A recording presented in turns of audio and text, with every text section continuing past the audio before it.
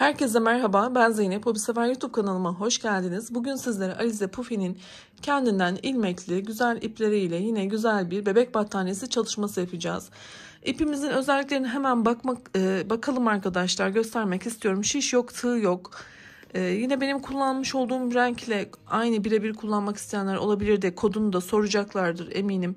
Hemen vermiş olayım 87 kodumuz arkadaşlar. Benim yapmış olduğum bebek battaniyesinin ölçüleri 52 ilmekle başladım ve 100 x 100 ebatlarında bir battaniye elde ettim. Ve toplamda 6 tane ip kullandım arkadaşlar. Sizler modeli büyütmek ya da küçültmek istiyorsanız nasıl bir yol izlemelisiniz? Hemen onun da tarifini kısaca vererek battaniyemin anlatımına başlamak istiyorum. Desenimiz 6 ve katlarından oluşmakta. Yani 6 artı 6 artı 6 şeklinde ilerliyor. Artı 4. 6'nın katları artı 4 ilmek olarak ilk zemini kurmamız gerekiyor.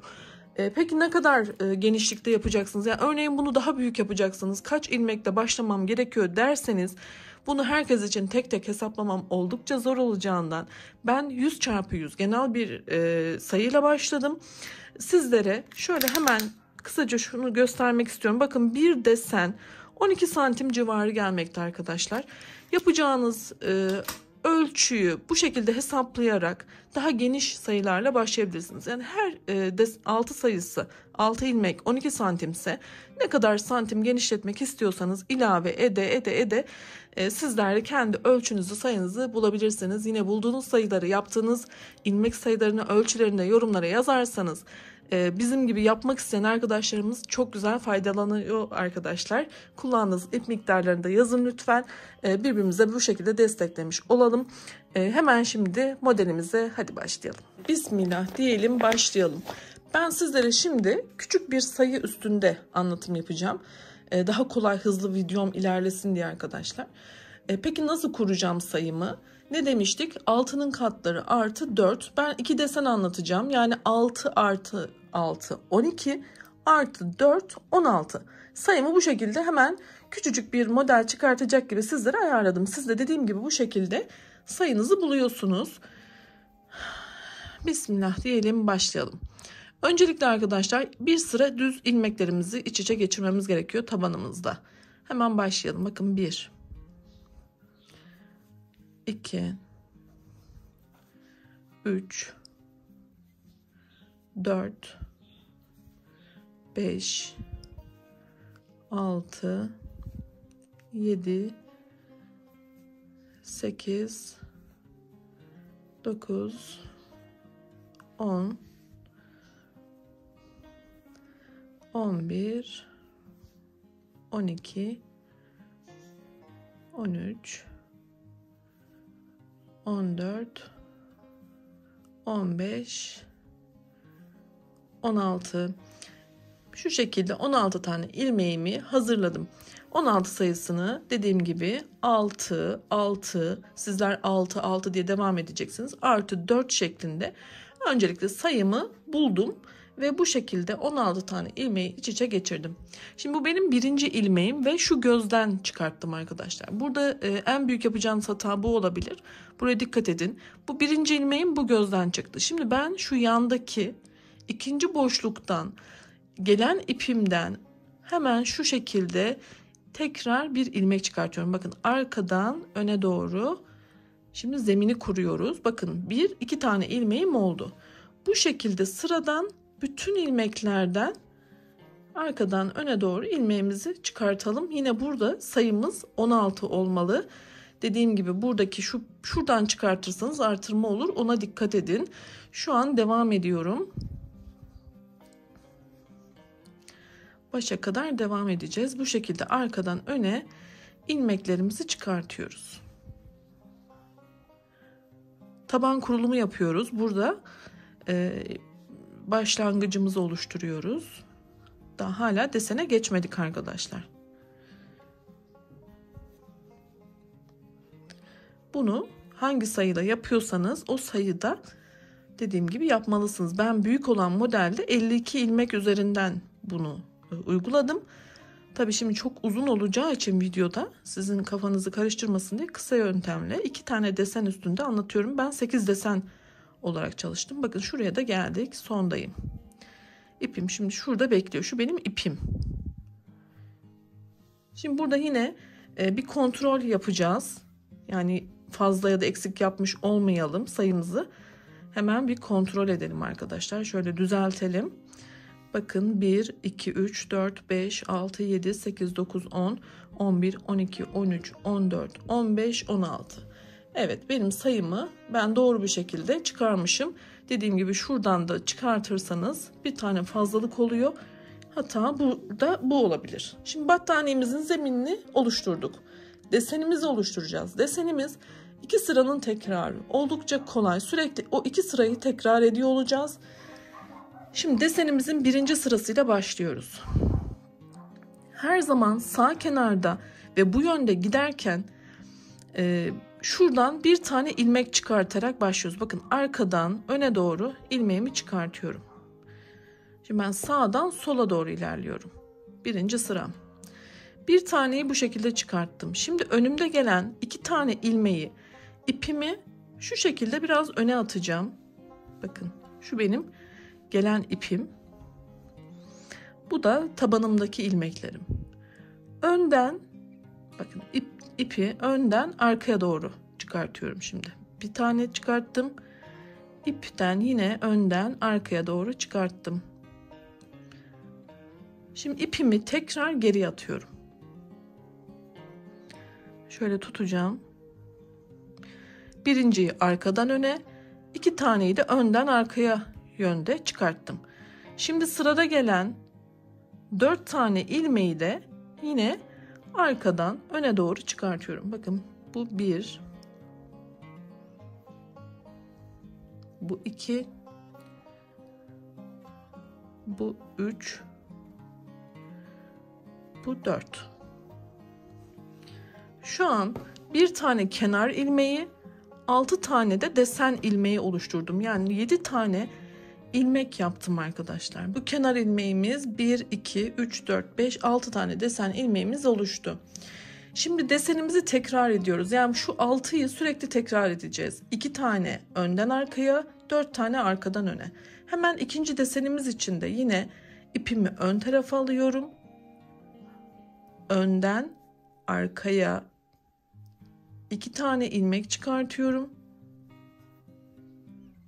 İpimi tekrar geriye attım. 4 tane arkadan öne ilmek çıkartıyorum.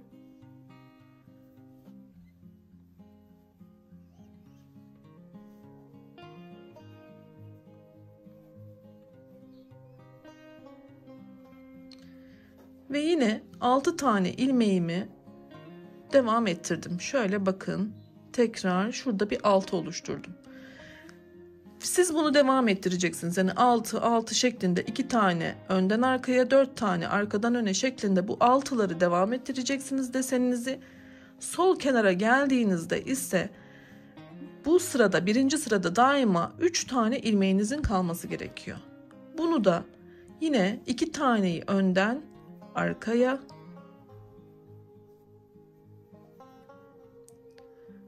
son ilmeğimi ise daima arkadan öne çıkartıyorum. 1. sıram bitti arkadaşlar. Bu şekilde 1. sırayı tamamlıyoruz. Yine sayınızı kontrol edin.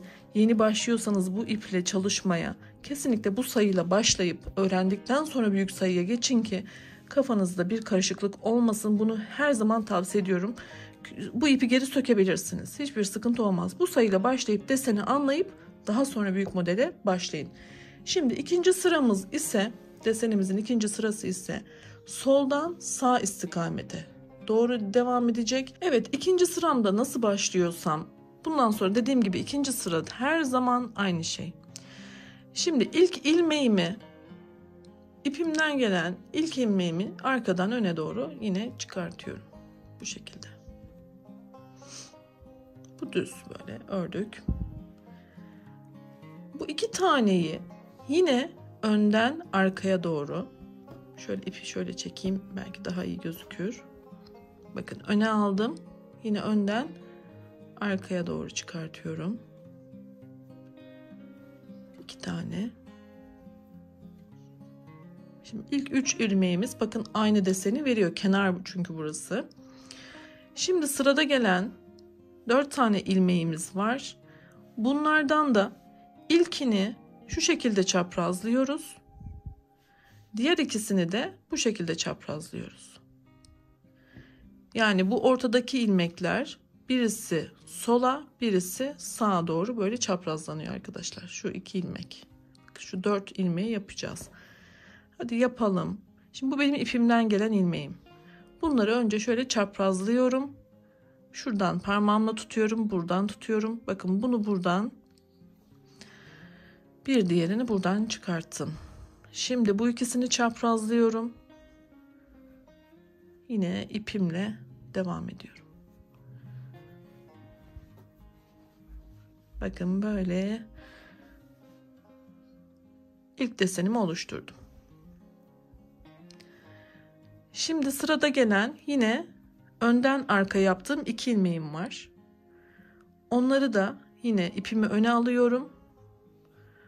Önden arkaya çıkartıyorum. Şimdi sırada gelen 4 ilmeğim var. Bunları da yine çaprazlayacağız.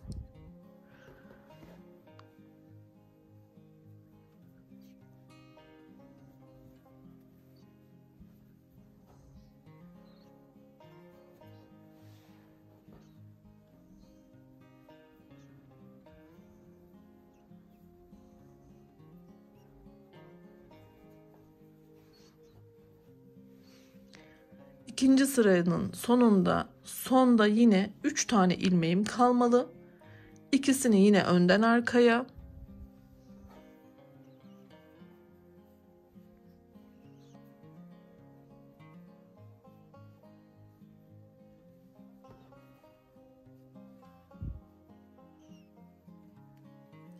Son kalan ilmeğimi de yine daima arkadan öne tek örüyorum. Hemen şöyle sizlere göstereceğim arkadaşlar. Ne demiştik? Modelimiz 2 sıranın tekrarı. Şimdi ikinci sıramızı bitirdik. Birinci sıramızda sağdan sola ilerledik. İkinci sıramızda soldan sağa ilerledik. Ve bunu artık sürekli tekrar edeceğiz. Şimdi ne yapalım? Bir kez daha 2 sırayı tekrar edelim. Kafamızda tamamen modelimiz otursun. Birinci sıranın kuralı neydi arkadaşlar? Daima ipimizi şöyle alıyoruz. Bu kenar arkadan öne, 2 tane ilmeğimiz önden arkaya,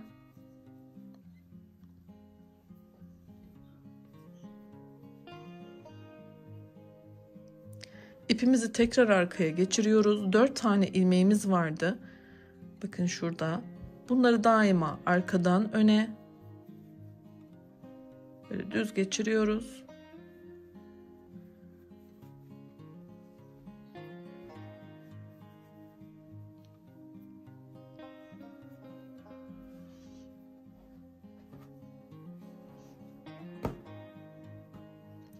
Şöyle tutarak ve göstererek yapmaya çalışıyorum ki detaylı görün diye arkadaşlar.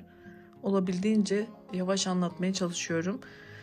Daha sonra tekrar yeni desenimizi oluşturuyoruz. Arada bakın zaten yeri belli oluyor artık burası. Ne yapıyorum? İpimi önden arkaya doğru geçiriyorum ilmeğimi. Şimdi tekrar ipimi arkaya aldım. 4 tane düz örüyorum arkadan. Öne doğru çıkartıyorum ilmekleri. Şurada bakın yanlışlık yaptım. Yok yanlış değilmiş. 4 tane düz çıkartalım. 1 2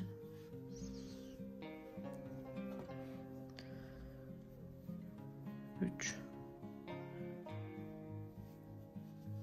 4. Dediğim gibi siz devam edeceksiniz buna. 6 devam edeceksiniz. Desen sayınız kadar. 2 tane arkada düz, önden arkaya ip atarak 4 tane de arkadan öne ip atarak, ilmek geçirerek devam edeceksiniz. Sonda her zamanki gibi 3 tane ilmeğiniz kalacak birinci sıranın tekrarında.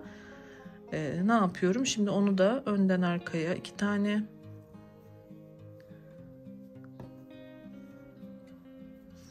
İpimi arkaya aldım. Bunu da arkadan öne doğru çıkarttığım ilmeğimi yapıyorum. Şu an desenimde 3. sırayı yaptım ama birinci sıranın tekrarıydı bu. Dediğim gibi bir kez daha tekrar edeceğiz. Şimdi soldan sağa doğru olan 2. sıranın tekrarını yapacağız. Sizler de böyle masada yapın arkadaşlar. Ben masada yapıyorum genelde bu örgüleri. Hem görüyorum hem bir hata varsa bakın şöyle arkadan belli oluyor. Zaten ilmekler kaçtıysa buradan kontrol edebilirsiniz. Ben biraz önce fazlalık yaptım sandım ama doğru yapmışım. Evet, şimdi tekrar edelim. 2. sıranın tekrarı. Sol kenar daima arkadan öne. 2 tane önden arkaya ilmeğim var. İpimi şöyle atacağım. Öne aldım. Arkaya.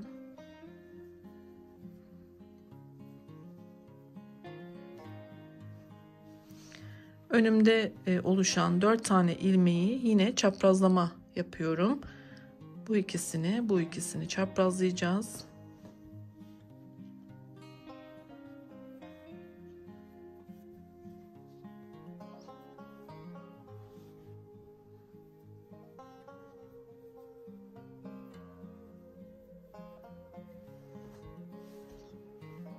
Bakın bu şekilde desenimiz ortaya çıktı. Aynı işlem burçak modeli ortada. Başak modeli pardon. Şimdi yine önden arkaya.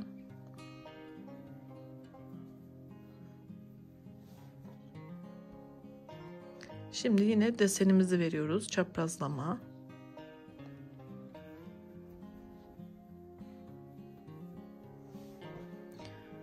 Bu iple farklı birçok çalışma yaptım arkadaşlar. Bu videomun sonundaki oynatma listeme bakın. Farklı bebek battaniyesi ya da farklı örgülerde anlattım. Atkı vesaire. Onlara da bakarsınız. Yine sonda bakın 3 tane ilmek kalmalı. Bunları da yine aynı şekilde önden arkaya doğru ilmek. Sonuncu daima düz arkadan öne. Şu an desenimiz ortaya çıktı. 2 sırayı sürekli tekrar etmiş olduk. Şimdi ne yapacağız? Tekrar birinci sıranın tekrarını yapacağız. Hemen şuraya kısaca başlamak istiyorum. Bakın bu şekilde.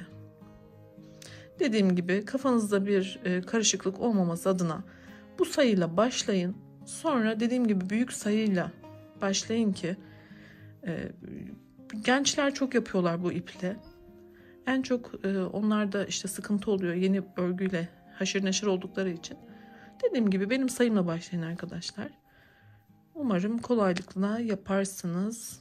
Bakın yeni tekrarı başladım bile. Birinci sıranın tekrarını. Bu şekilde.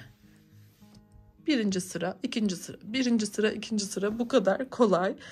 Şimdi peki nasıl yapacağız? Yani ilerleyen safhaları nasıl yapacağız? Onları büyük battaniyemle devam ediyor olacağım. İp bitince nasıl bağlayacağız? Son sırayı nasıl kapatacağız? Kalan ipleri, mesela şu ipleri nasıl yok edeceğiz? Bunları anlatacağım. Evet, battaniyemizi yaparken ipimiz bittiğinde nasıl diğer yumağa bağlamamız gerektiğini de hemen hızlıca göstermek istiyorum. Yeni bağlayacağım yumağım burada arkadaşlar. Bakın onun şu uç kısmında bu şekilde, bu diğeri ise açık. Eğer her ikisi de kapalıysa ikisini de açacağız. Tabii biri açıksa diğerini açmamıza gerek yok. Bakın şöyle ilmeğin ortasından şöyle bir çıtlattığımızda bu da açıldı. Daha sonra biten yumağımdaki şu uç kısımlarını şöyle denk getireceğim yan yana ve buradan bir düğüm atacağım.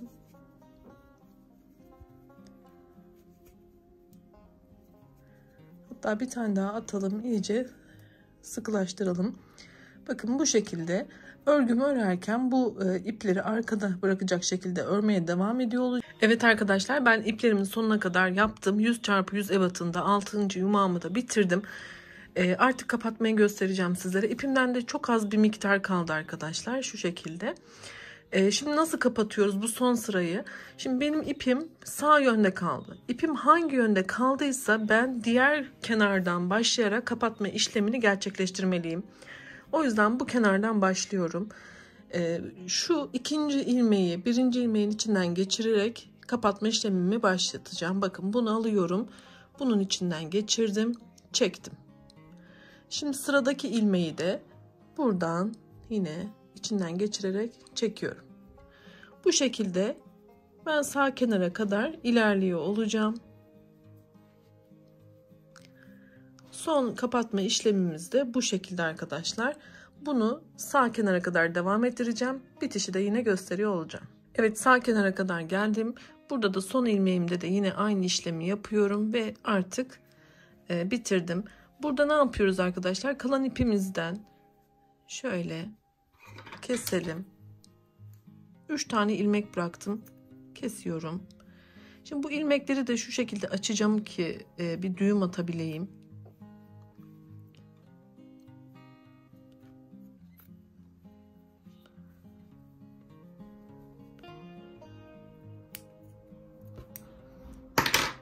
Evet. Şimdi burada da arkadaşlar ben bir düğüm atacağım. Şöyle çevirirsem sanırım daha kolay olacak bana.